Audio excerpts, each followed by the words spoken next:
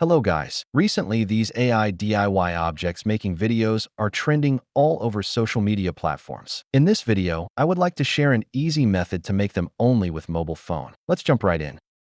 Firstly, we want to open ChatGPT mobile version. Go to Plugins. Select GPTs. Here, search for AI DIY objects making and tap this GPT. Tap Give me 10 ideas to submit.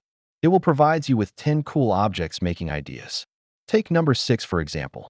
Type in 6 and submit. It will generate the image and video prompts for you automatically. Simply copy and paste the prompt. Then open AI Marvel's app. I will put the official access link in the description. In the AI lab, use Nano Banana 2 model. Paste the image prompt here to generate the image. There we have a storyboard image showing the full process of the object making. Save it. Then tap the AI video card. Import the storyboard image. Copy and paste the video prompt here, and tap Cdance 2.0 model to submit. When it is completed, a cool DIY object making video is created. You may keep refining the prompt to reach a different effect. There are more trending AI video templates inside the app. Feel free to explore it yourself.